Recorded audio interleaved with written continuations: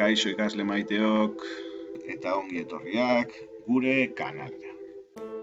Gaur klimogramak interpretatzen ikasiko dugu. Espero dut gustokoa eta erabilgarria izatea eta hasiko gara.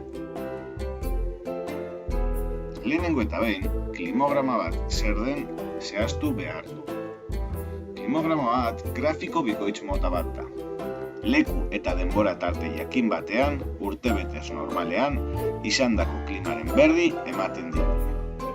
Honetan, urteko hilabete bakoitzaren bataz besteko tenperaturak eta prezipitazioak ageri dira.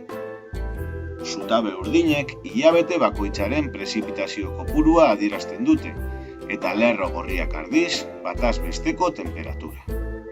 Temperaturak gradu zentigradotan adierazten dira, eta prezipitazioak litro metro karratukotan. Klimogramak aztertzeko eredu honek edozein interpretatzeko balio du. Hala ere, guk hau hartuko dugu adibide modura. Lehenengo pausoa temperaturak aztertzea izango da. Honetan, bataz besteko urteko temperatura aztertuko du. Eta kalkulatzeko hilabete bakoitzeko temperaturak gehitu eta zati 12 hilabete kopuru hau baita egingo du. Kasu honetan, urtarrileko 8,5, otsaileko 9, martxoko 10, apirileko 12 eta horrela abendurarteko 9,5 gehituz eta zati 12 eginez. Kasu honetan, gure klimogramaren bataz besteko temperatura 14 gradu zentigrado dira. Hurrengo pausoak urteko hilabete beroena eta urteko hilabete hotzena zein diren zehaztea da. Temperatura altuena duen hilabetea eta horrek duen gradu zentigradoak adierazi behar ditugu eta berdina egin beharra dugu temperatura baxuena duen hilabetearekin. Gure adibidean, beroena abuztua da, 21 gradu zentigradorekin. Eta hotzena urtarrila, 8,5 gradurekin. Azkenik, temperatura bitartea kalkulatzea geratzen zaigu. Horretarako, urteko hilabete beroenaren temperaturari hilabete hotzenarena kenduko diogu. 9 gradu edo baxuagoa bada, temperatura bitarte txikia dela adieraziko du. 10 eta 19 gradu bitartean badago, ertaina izango da. Eta 20 gradu edo altuagoa bada, temperatura bitarte handia dugula adieraziko du. Kasu honetan, abuztua da altuena eta urtarrila baxuena. Eta temperatura bitarteak 12,5 gradu zentigrado adierazten dugu. Beraz, ertaina. Orain arteko datu garrantzitsuenak, bataz besteko temperatura 14koa dela, hilabete beroena abuztua dela, hilabete hotzena urtarrila dela, eta temperatura bitartea 12,5 gradu direla, dira. Temperaturen ondoren, prezipitazioak aztertzera pasatuko gara. Prezipitazioak aztertzean lehen pausoa urteko prezipitazio totalak zeintzuk diren kalkulatzea da. Eta honetarako urte osoko prezipitazioak gehituko ditu. Urtarrilekoak, otsailekoak, martxoa, apirila eta horrela hilabete guztiekin. Gure adibidean, 1237 litro metro karratuko prezipitazioak izan ditugula urte horretan adierazten digu. Jarraian, urteko hilabete euritsuena eta hilabete lehorrena zein den adierazi beharra du. Baita hauen prezipitazio kopurua ere. Gure adibidean, euritsuena azaroa da 152 litro metro karratukorekin. Eta lehorrena, uztaila 51 litro metro karratukorekin. Azkenik, idortasuna begiratzea geratzen zen. Hilabete lehor kopurua ala jakin. Temperaturen bikoitza prezipitazio kopurua baino altuagoa denean, hilabete idorra dela deritzo. Adibidez, txikian ageri zaigun klimograma honetan ikusten dugu zelan temperaturak hainbat hilabetetan prezipitazioen gainetik dauden.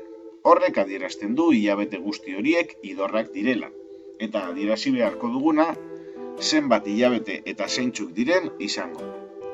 Hala ere, gure kasuan, ez dago hilabete idor. Denak ezeak direlarik.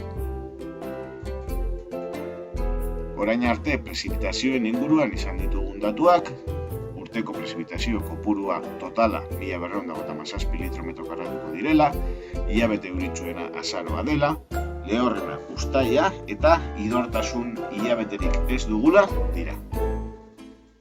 Eta datu guzti hauekin, ondorioak ateratzea besterik ez zaigu geratzen. Ondorioetan bataz besteko temperatura, urteko prezipitazio totalak eta hilabete idorren presentzia aztertuko ditugu. Datu hauek kontuan izan da, zein zonalde bioklimatikotan kokatua dugu gure klimograma? Badakigu 3 zonalde bioklimatiko handi daudela, beroa, epela eta hotza. Beroak bataz besteko temperatura 20 gradutik gora izan behar du. Epelak bataz bestekoa 10 eta 20 gradu bitartean, eta hotzak 10 gradutik behera. Gure adibidean 14 gradu zentigradu ditugu. Eta beraz argi dago, zonalde bioklimatiko epelean kokatua dago.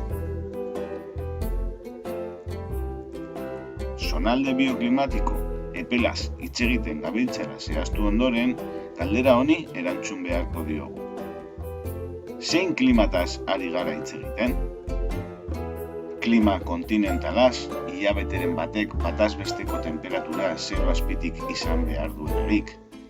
Klima ozeanikoaz, urteko prezipitazio kopurua 800 litro metro karratukotik gora izan behar dutelarik. Edo klima mediterraneoaz, urteko prezipitazioak 800 litro metro karratu baino baxuagoak izan behar dutelarik. Gure adibidearen urteko prezipitazio totalak 1257 direla kontuan izan da, argi dago klima ozeanikoaz hitz egiten dabiltzala. Klima ozeanikoak landareria mota zehatz bat du atxikia. Konkretuki, hosto erorkorreko, baso ozeanikoa, landak eta larreak. Adibide modura genituzke aritza, pagoa, baita gaztainondoa ere.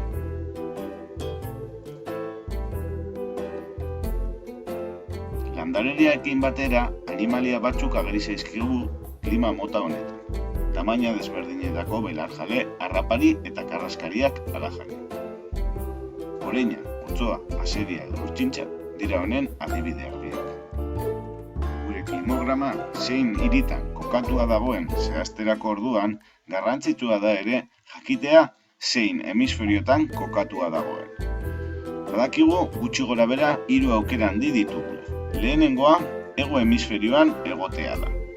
Honetarako, hilabete beroenak, urtarria edo otsaila izan beharko lirateke.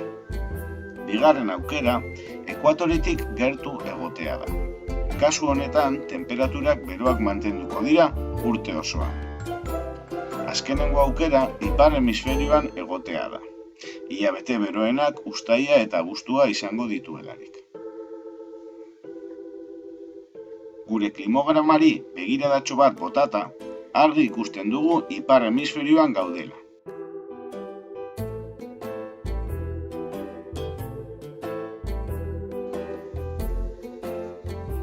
Kokapenaz hitz egitea besterik ez zaigu geratzen. Klima ozeanikoa tropikoen eta zirkulu polarren artean ageri zen, kontinenteen mendebaldean eta kostaldetik gertu. Adibide modura genituzke Londres hiria Britania Handian, Paris, Melbourne Australian edo Vancouver Kanadan. Baina guzti hau kontuan izan da, zein hiriko klimograma da aztertu egin duguna?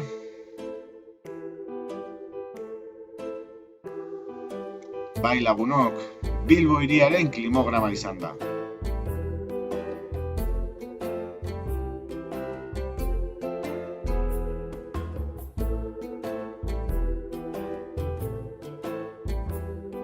Beno bat, hau izan da dena. Eskerrik asko horregoteatik. Zaindu, agur bero bat, zoriontsuak izan eta ondo maitatu.